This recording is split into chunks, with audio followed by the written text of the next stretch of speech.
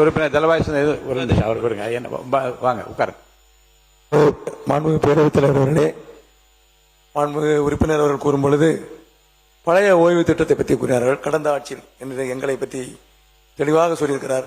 அவருக்கு இந்த பழைய ஓய்வு திட்டம் எங்கிருந்து வந்தது என்பது தெரியுமா தெரியாத முதல் காரணமாக பாராளுமன்றத்தில் மாண்புமிகு பாரத பிரதமர் வாஜ்பாய் இருக்கும் பொழுது 3 நாள் இதற்காக டிஸ்கஷன் நடந்தது.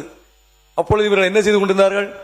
மாண்புமிகு அம்மா அவர்கள் இதற்கு எதிர்ப்பு தெரிவித்தார்கள். இருந்த போதிலும் இவர்கள் தேர்தல் அறிக்கையிலே நாங்கள் ஆட்சிக்கு வந்தால் பழைய ஓய்வு திட்டத்தை கொடுப்போம் என்று கூறினார்கள்.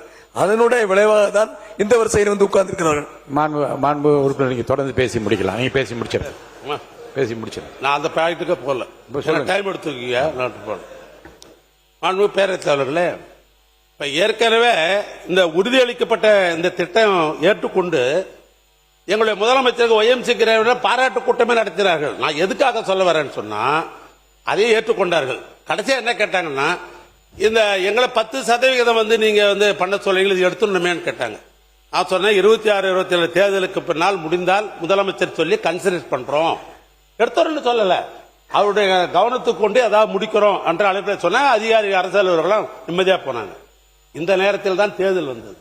இப்ப தேர்தலில் வந்து நல்லா அழகா இருக்குது. எனக்கு ரொம்ப இந்த புக்கை ரொம்ப பிடிச்சிக்குது. என்னன்னா, எனக்கு ரொம்ப திருக்குறள் ரொம்ப பிடிக்கும். எனக்கு பொதுவாகவே நான் திருக்குறளை வைத்தே நான் ஒரு புத்தகம் வெளியிட்டா எல்லாம் தெரியும் கொடுக்கலாம். இல்ல தலைப்பு கூட பார்த்தா அறம் இன்பம் பொருள் என்ற அடிப்படையில் போடப்பட்டிருக்கிற அருமையான தலைப்பு இது. ஏன்னா அது வள்ளுவருடைய தலைப்பு. இதுல இந்த அறம் என்கிற அந்த தலைப்பில் 25வது பக்கத்துல என்ன சொல்லப்பட்டிருக்கிறன்னா, பழைய ஓய்வு திட்டம் நடைமுறைப்படுத்தல் ஒரு தலைப்பில் ஒரு செய்தியை நீங்க சொல்லியிருக்கிறீங்க. திமுக அரசு கொண்டு வந்துள்ள தமிழ்நாடு உறுதியளிக்கப்பட்ட ஓய்வு திட்டத்தை தவிர்த்து ஒழிக்கப்பட்டு அரசு ஊழிய கோரிக்கையை முழுமையாக பழைய ஓய்வு திட்டம் கனிவுடன் பரிசீலிக்கப்படுன்றீங்க. அவங்க அரசு அதிகாரி கிட்ட நேற்று நீங்க பேச போறீங்கன்னு சொன்ன உடனே அவங்க என்ன கேட்கறாங்க, எங்க பழைய நீங்க சொன்னீங்களா உறுதியளிக்கப்பட்ட திட்டம் கண்டினியூ ஆக போகுதா அல்லது பழைய ஓய்வு திட்டத்தை இந்த அரசாங்கம் கொடுக்க போறான்னு ஒரு தெளிவு இல்லாமல் இருக்கிறது. ஆனால் இதை பத்தி நீங்க பேசுங்க, அரசு பதில் சொல்லுவாங்கன்னு சொல்லியிருக்கிறாங்க. ஆனால் தன்னுடைய பதில் உரையிலே சம்பந்தப்பட்ட மனிதவள மேம்பாட்டுத்துறை அமைச்சர் அவர்கள் இந்த டேப் சிஸ்டம் இந்த உறுதியளிக்கப்பட்டது அது தொடர்கிறதா அல்லது புதிய பழைய திட்டத்தை கொண்டு வருவீர்களா என்கிற தெளிவு அரசு அதிகாரிக்கு வேண்டும் என்பதை இந்த நேரத்தில் நான் உங்களுக்கு தெளிவாக தெரிவித்துக் கொள்ள விரும்புகிறேன். அதே போன்று நான் நிறைவு பண்ணிடுறேன். ஒரு 2 நிமிஷம் கொடுங்க, இதோட நிறைவு பண்ணிடுறேன். நீங்க எதை எடுத்தாலும் நியாயத்தை எடுத்துருங்க. மாண்புமிகு பேரவைத் தலைவர்களே, நாடு சுதந்திரம் அடைந்தது பின்பு இந்த தமிழ்நாட்டை மிக மிக எளிமையானவர்கள் எல்லாம் முதலமைச்சராக இருந்தார்கள். ஓமந்தூர் ராமசாமி ரெட்டியார் செருப்பே போட மாட்டார் இந்த முதலமைச்சர். அப்படி ஒரு முதலமைச்சர். அண்ணன் கலைஞர் எல்லாமே எளிமையானவங்க தான் முதலமைச்சராக இருந்தவங்க எல்லாம். அப்ப ஓமந்தூர் ராமசாமி ரெட்டியார், முதலமைச்சர் ராஜாஜி, பெருந்தலைவர் காமராஜர், பெரியவர் பக்தவச்சலம், பேரறிஞர் அண்ணா, முத்தமிழறிஞர் கலைஞர், மக்கள் தலைவர் எம்ஜிஆர், அம்மையார் ஜெயலலிதா, ஓ பன்னீர்செல்வம், எங்க ஓ பன்னீர்செல்வம், பக்கத்தில் இருக்கிற முன்னாள் முதலமைச்சர் சகோதரர் எடப்பாடி பழனிசாமி அவர்கள், எங்க தலைவர் திராவிட மாடல் ஆட்சியினுடைய தலைவர் MK ஸ்டாலின், இத்தனை முதலமைச்சர்களும் முதலமைச்சரிலிருந்து இந்த தமிழ்நாட்டுடைய பல்வேறு திட்டங்களை நிறைவேற்றி இருக்கிறார்கள், ஏழ்மையை போக்கி இருக்கிறார்கள். இன்னும் சொல்ல போனால் தமிழ்நாடு வளர்ச்சி என்று இன்றைக்கு இந்தியாவில் இருக்கிற மாநிலங்களிலேயே இன்றைக்கு முதல் மாநிலமாக தமிழ்நாடு திகழ்கிறது என்று சொல்வதற்கு இத்தனை முதலமைச்சர் அந்த அறையிலிருந்து தான் போட்டிருக்கிறாங்க. இன்னைக்கு காலையில இந்த டைம்ஸ் ஆஃப் இந்தியா என்கிற பத்திரிகை வந்து ஒரு செய்தியை அரசனுடைய கவனத்துக்கு கொண்டு வர, வேறொன்றும் அல்ல. ஆனால் இப்பொழுது அந்த இடத்தை மாற்றிவிட்டு 1 கோடி ஏறத்தாழ 30 லட்சம் ரூபாய் செலவில் எங்க அண்ணன் கலைஞர் தான் நாமக்கல் மாளிகை அந்த 10 மாடி கட்டடத்தை கட்டி கொடுத்தவரை எங்க அண்ணன் கலைஞர் தான். இப்ப அந்த இடத்துக்கு முதலமைச்சர் போறார். என் கேள்வி என்னன்னா, அது அவருடைய விருப்பம். யார் எந்த அறையை வைப்பது அவருடைய விருப்பம், யார் எந்த டிரைவர் வச்சுக்கிறது என்பது அவருடைய சொந்த விருப்பம். அதில் நான் தலையிட முடியாது.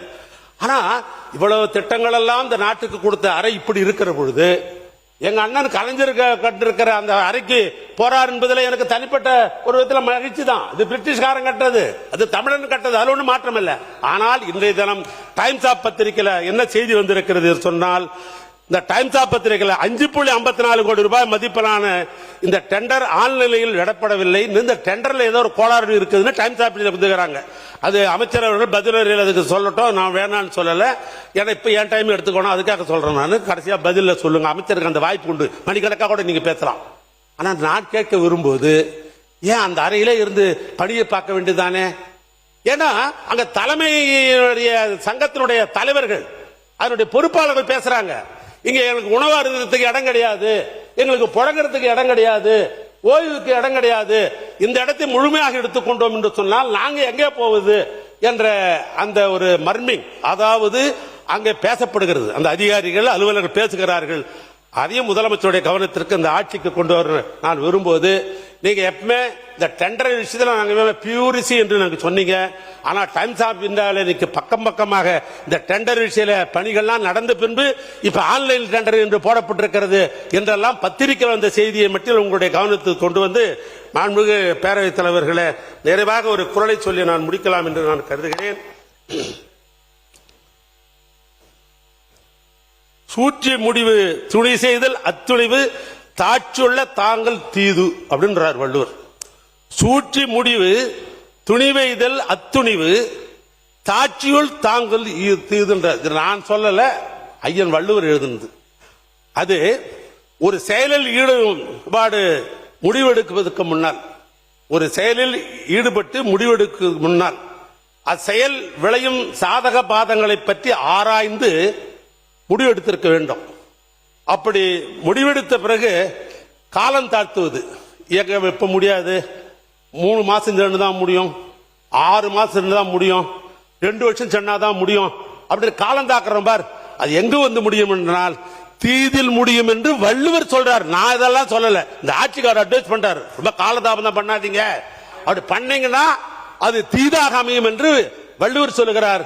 எனவே அந்த வள்ளுவர் தான் இந்த ஆட்சிக்கு பொருத்தம் என்று சொல்லி, அச்சம் என்பது மடமையடா, அஞ்சாமை திராவிடர் உடமையடா, 6லும் சாவு 100லும் சாவு, தாயகம் காப்பதுதான் இந்த கழக உறுப்பினருடைய கடமை என்று சொல்லி என் உரையை நான் நிறைவு செய்கிறேன். நன்றி, வணக்கம்.